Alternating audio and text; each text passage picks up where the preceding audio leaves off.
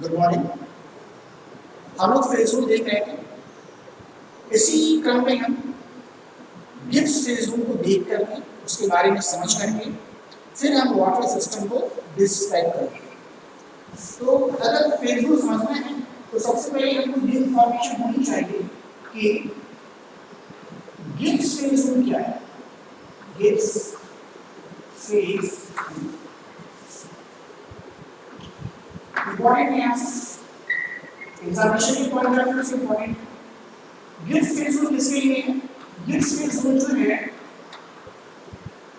Heterogeneous system के लिए है। हेटेरोजेनस सिस्टम के लिए है। ऐसा हेटेरोजेनस सिस्टम जो temperature, pressure and concentration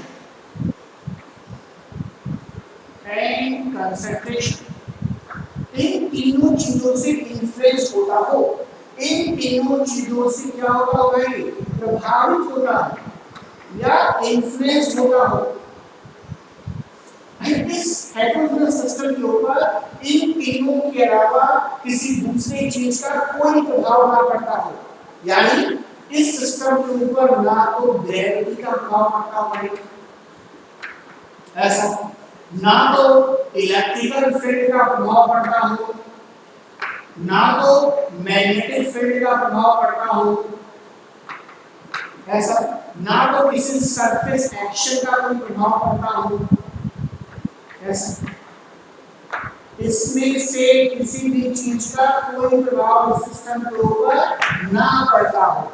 system केवल इन्फ्लुएंस होता हो टेम्परेचर, प्रेशर एंड कंसंट्रेशन से। तो गिब्स ने क्या कहा है? गिब्स ने क्या किया है? एक रिलेशन दिया है। क्या रिलेशन कहता है? रिलेशन ये कहता है कि number of phases plus degree of freedom, number of degree of freedom, ऐसा this will equal to number of components plus 2। ये रिलेशन बताया गया है कि कोई भी हेटेरोजेनस सिस्टम है और वो हेटेरोजेनस सिस्टम केवल टेम्परेचर, प्रेशर और कंसंट्रेशन से प्रभावित होता हो या इन्फ्लुएंस होता हो, उसके ऊपर gravity, electrical field, magnetic field, किसी भी सरफेस एक्शन का कोई प्रभाव ना पड़ता हो। तो क्या बताया गया है कि number of phases P plus number of degree of freedom F is equal to number of components C plus 2। ये जो रिलेशन है, ये रिलेशन आपका गिब्स फेज रूल कहलाता है। यानी इसी से आप क्या कर सकते हैं? इसकी सहायता से आप सीधे F की वैल्यू को फाइंड आउट कर सकते हैं। F is equal to क्या हो जाएगा? F is equal to हो जाएगा C minus P plus 2। ऐसे इसकी सहायता से आप क्या कर सकते हैं? फाइंड आउट कर सकते हैं। अब यहाँ पे छोटी सी बात है, जब हम डिग्री ऑफ फ्रीडम को फाइंड आउट करते हैं तो देखिए क्वेश्चंस कैसे आते हैं।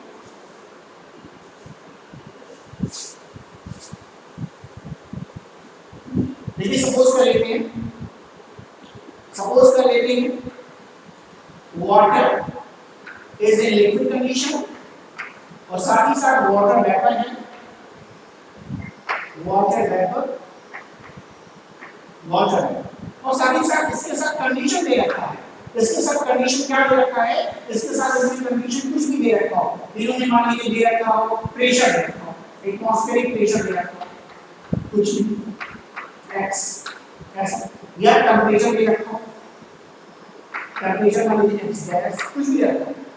अगर इसमें से किसी भी चीज को दिया होगा, यानी किसी भी पैरामीटर को क्वेश्चन के साथ दिया गया है, तो ये जो आप देख रहे हैं F is equal to C minus P plus 2। अब इस फार्मूले का इस्तेमाल नहीं होता है। अब क्या हो जाता है? ये हो जाता है F is equal to C minus P plus 1। ऐसा होगा। ऐसी कंडीशन कब आएगी? ऐसी कंडीशन तब आएगी जब किसी भी सिस्टम को इन्फ्लुएंस करने वाला कोई भी कारक की वैल्यू यहाँ पर फिक्स की गई हो, कारक की वैल्यू आपको दी गई हो। वो टेम्परेचर हो सकता है, प्रेशर हो सकता है, कंसंट्रेशन हो सकता है।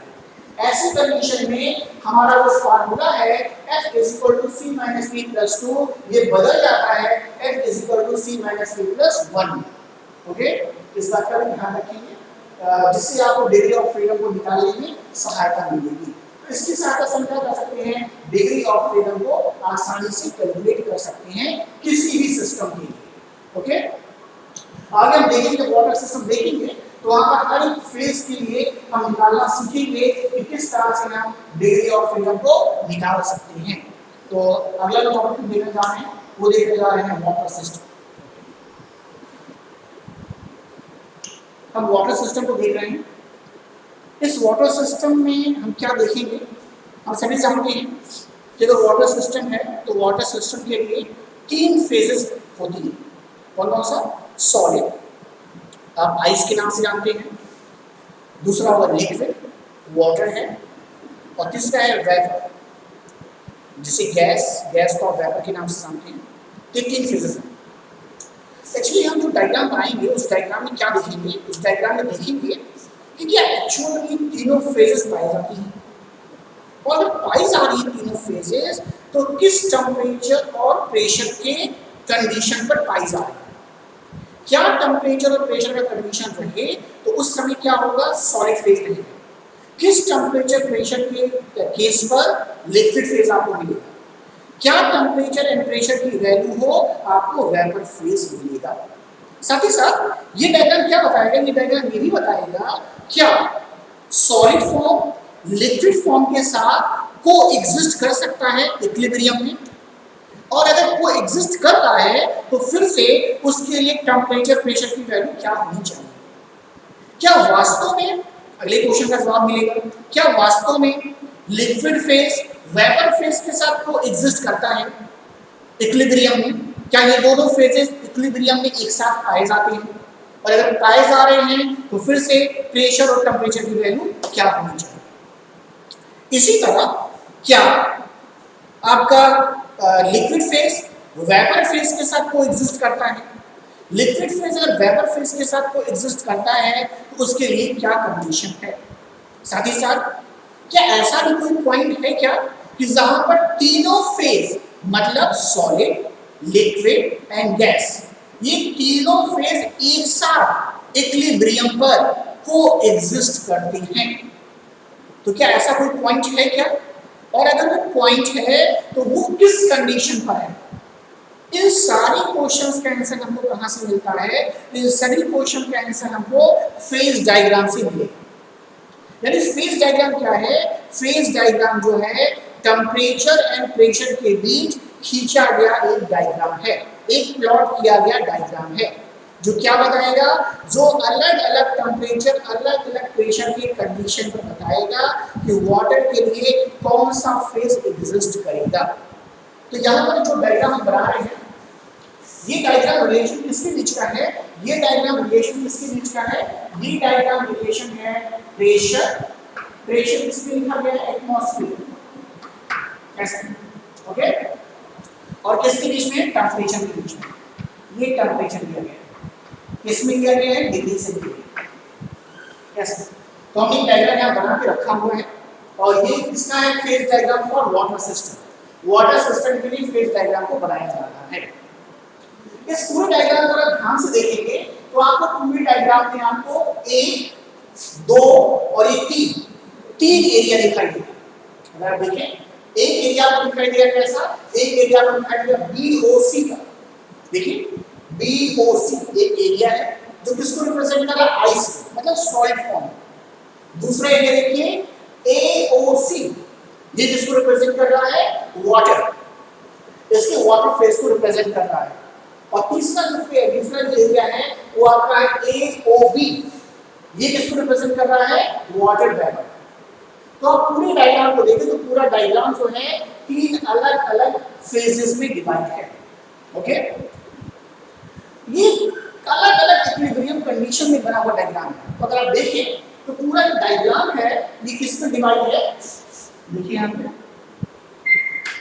ये डिवाइड है, ये डिवाइड है single phase equilibrium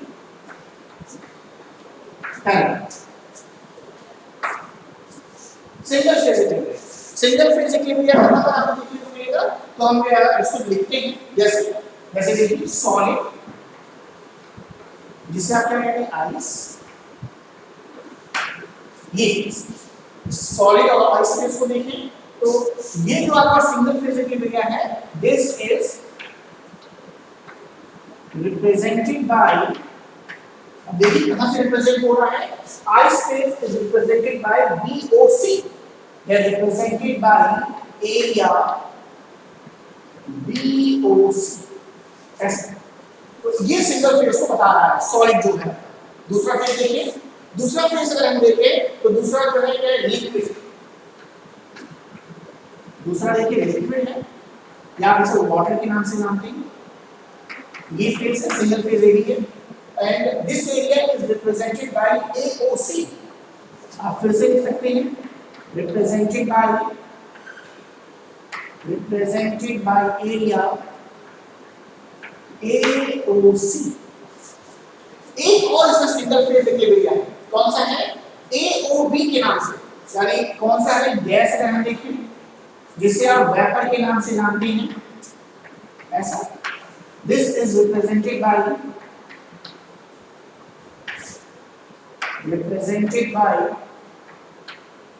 area AOB। तो देखिए ये तीन क्या है, सिंगल फेज इक्विलिब्रियम, यानी यहां पर केवल एक फेज आपको दिखाई देगा। इसके अलावा इस डायग्राम में क्या है, दूसरी बात क्या है, टू फेज इक्विलिब्रियम निकाला जाएगा, टू फेज इक्विलिब्रियम मेरी आप देखने को मिलेगा कैसे, देखिए जैसे कर्व OA को देखिए, OA पर किसी भी पॉइंट को आप देखें, इस पॉइंट पर आपको क्या दिखाई देगा, इस पॉइंट पर आपको दिखाई देगा कि जो सॉलिड आइस है ये आपका क्या है, लिक्विड वाटर के साथ इक्विलिब्रियम की कंडीशन पर एग्जिस्ट करेगा, ठीक है। तो इक्विलिब्रियम की कंडीशन में इस लाइन पर, इस कर्व पर किसी भी पॉइंट को अगर आप देखेंगे और उसके करेस्पॉन्डिंग टेंपरेचर प्रेशर को देखें तो उस पर क्या होगा, हमेशा आपको आइस एंड वाटर एक साथ इक्विलिब्रियम में कोएग्जिस्ट करते हैं। ऐसे ही OA है, ऐसे ही OB है। OA क्या होगा, OA ऐसा कर्व है जिसकी किसी भी पॉइंट पर वाटर जो होगा वाटर वेपर के साथ कोएग्जिस्ट करेगा।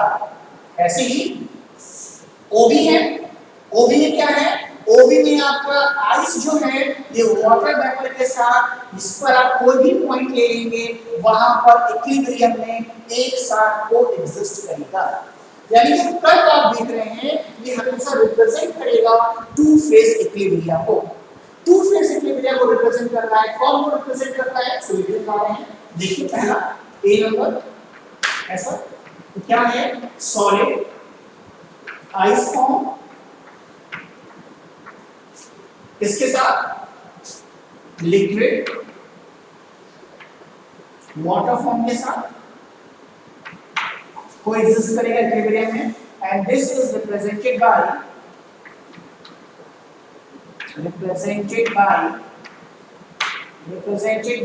कर्व, कौन सा कर्व है ये, OC ऐसा है। दूसरा क्या है, liquid water form is in equilibrium with gas vapor form and represented by curve OA as C number क्या है, C नंबर है gas vapour is in equilibrium with solid ice and represented by OB, represented by curve OB। तो ये two phase equilibria को represent करेगा। Single phase equilibria, two phase equilibria, इसके साथ ही साथ क्या है, थ्री फेज इक्विलिब्रिया ये यहां THR, three phase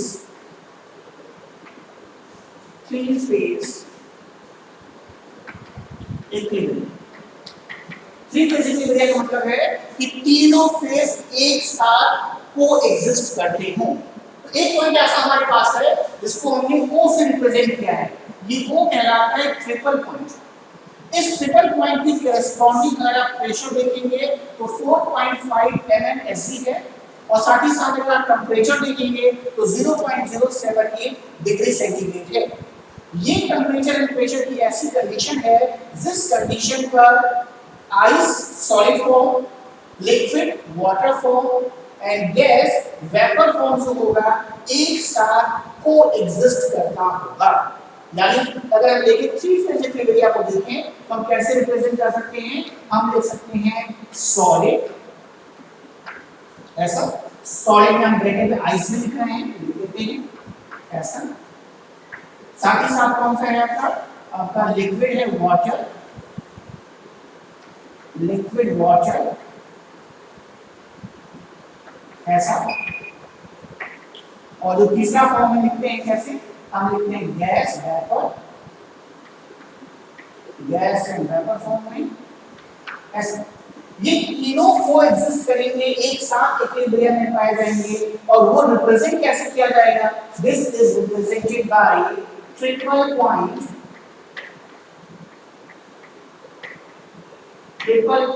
capital O, इसके द्वारा रिप्रेजेंट किया जा रहा है। तो ट्रिपल पॉइंट O के द्वारा ये रिप्रेजेंट किया जा रहा है। तो कुल मिलाकर के आप देखेंगे पूरा का पूरा जो फेज डायग्राम है इतने इक्विलिब्रियम से मिलकर के बना है, single phase equilibria, two phase equilibria and three phase equilibria. अब देखिए हम अब इसमें एक-एक करके देखते हैं कि डिग्री ऑफ फ्रीडम की वैल्यू क्या होगा या इसको हम किस तरह से जानते हैं। अब देखिए, अब आते हैं सबसे पहले डिस्क्राइब करते हैं BOC। अब BOC में किसी भी पॉइंट, कोई भी पॉइंट, कुछ भी, इस पर किसी भी पॉइंट पर आप देखेंगे तो हमेशा रिप्रेजेंट करेगा सॉलिड फॉर्म। यानी इसके करेस्पॉन्डिंग आप क्या देख लें प्रेशर, और इसके करेस्पॉन्डिंग आप टेंपरेचर देख लें, तो हमेशा वो इसको रिप्रेजेंट करेगा, आइस को रिप्रेजेंट करेगा। मतलब इस रेंज में किसी भी प्रेशर और किसी भी टेंपरेचर को आप देखेंगे तो जो फेज आएगा वो हमेशा आइस आएगा। ओके, अब अगर हम यहाँ पे डिग्री ऑफ फ्रीडम निकालना चाहते हैं इसके लिए तो कैसे निकाल सकते हैं, बहुत ही आसान सी बात है। डिग्री ऑफ फ्रीडम निकालना चाहते हैं हमें, देखिए हम यहाँ पे निकाल के दिखाते हैं। सपोज करिए डिग्री ऑफ फ्रीडम आपको निकालना है F = C - P + 2। ऐसा वाटर के लिए एक ही कंपोनेंट है, वन कंपोनेंट सिस्टम है, केवल एक फेज है, आइस फेज है, तो P की वैल्यू भी 1 हो जाएगी +2। ऐसा 1 1 से कैंसिल हो जाएगा, 2 आ जाएगा ऐसा, यानी F की वैल्यू कितनी आएगी, 2 आएगी। यानी जो सिस्टम है वो सिस्टम कैसा है, बाइवेरिएंट। बाइवेरिएंट सिस्टम यानी कहने का मतलब क्या है, कहने का ये मतलब है कि इस फेज को रिप्रेजेंट करने के लिए हमको दोनों पैरामीटर की आवश्यकता होगी, यानी हमें टेंपरेचर और प्रेशर दोनों की वैल्यू फिक्स करनी होगी। इसके F की वैल्यू कितनी आ रही, 2 आ रही। इसी तरह एरिया AOC में किसी भी पॉइंट को आप ये पॉइंट कोई भी पॉइंट है, उसके करेस्पॉन्डिंग टेंपरेचर और उसके करेस्पॉन्डिंग प्रेशर और उसके करेस्पॉन्डिंग टेंपरेचर देखें।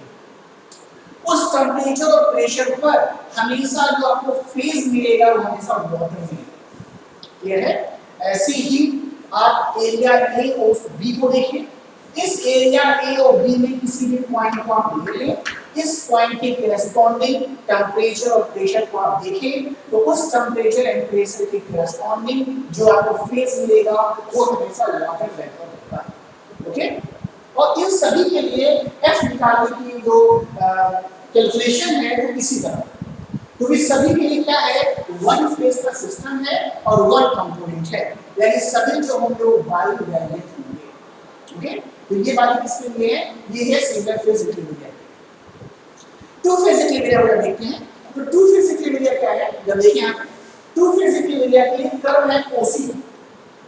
अब ओसी कर्व है तो इस कर्व को कैसे हम कह सकते हैं, तो ओसी कर्व को हम किस नाम से जानते हैं, इसे हम कह सकते हैं फ्यूजन कर्व।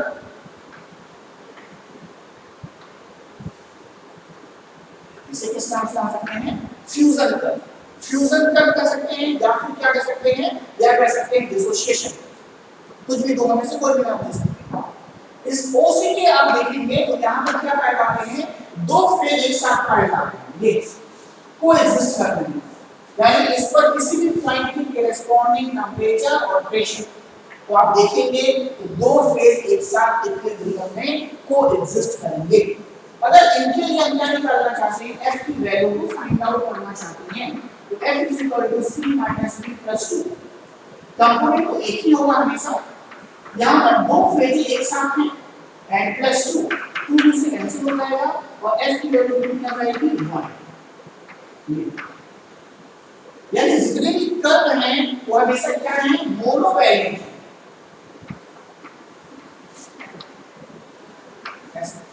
यानी ये हमेशा रिप्रेजेंट कर रहे हैं मोनोवैलेंट को। यानी अगर आप यहाँ पे टेम्परेचर फिक्स करेंगे तो अपने आप प्रेशर क्या हो जाएगा, फिक्स हो जाएगा। ऐसा केवल आपको एक में ही अल्टरेशन करना होगा। इस तरीके से क्या है, जितने भी कर्व होंगे वो हमेशा मोनोवैलेंट को बताएंगे। ऐसे कोई कर्व है, इसे कहते हैं वेपर प्रेशर कर्व। इस कर्व के अलोंग किसी भी पॉइंट को आप चूज करेंगे तो क्या हमें मिलेगा, वाटर एंड वाटर वेपर एक साथ कोएग्जिस्ट करेगा। वैसे ही ओबी को देखो, ओबी क्या है, सब्लिमेशन कर्व है। इस कर्व का क्या नाम होता है, इस कर्व का नाम लिख दिया यहाँ पर है, यहाँ पर नाम लिखा सब्लिमेशन। क्या नाम है इसका, सब्लिमेशन। ये ओबी, इस ओबी पे क्या है, इस ओबी के अलोंग कोई भी पॉइंट अगर आप देखेंगे, उस पॉइंट के अलोंग टेंपरेचर प्रेशर को देखिए तो आपको क्या देखने को मिलेगा कि जो आइस है ये वाटर वेपर के साथ इक्विलिब्रियम में है। ठीक है, तो ये हो गया कर्व के बारे में।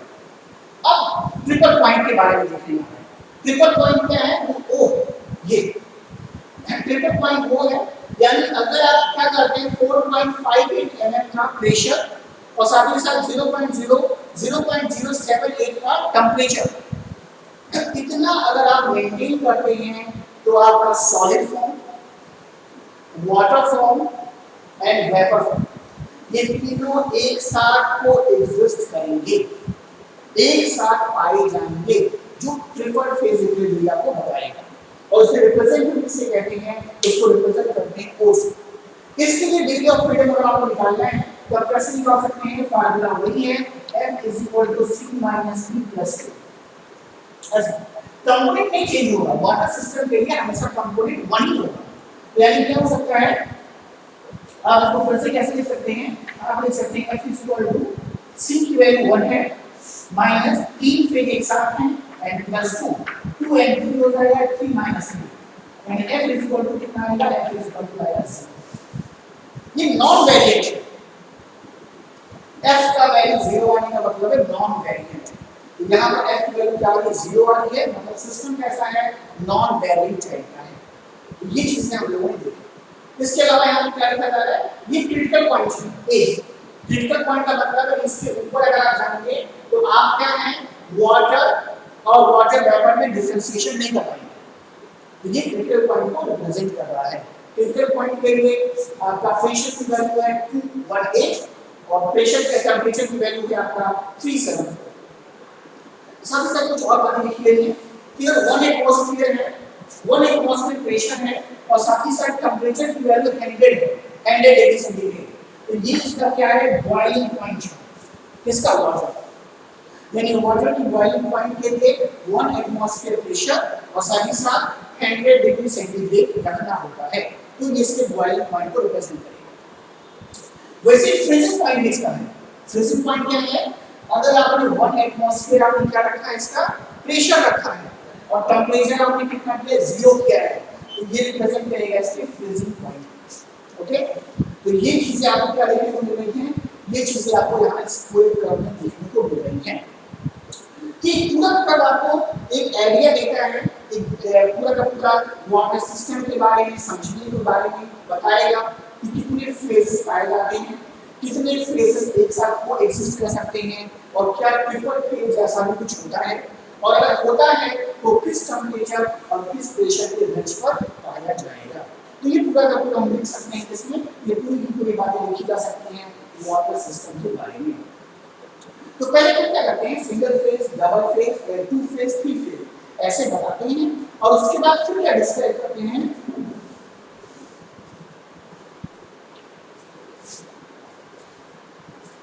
फिर हम क्या करते हैं, फिर हम पॉइंट वाइज करके हम क्या बताते हैं, सबसे पहले एरिया को डिस्क्राइब करते हैं,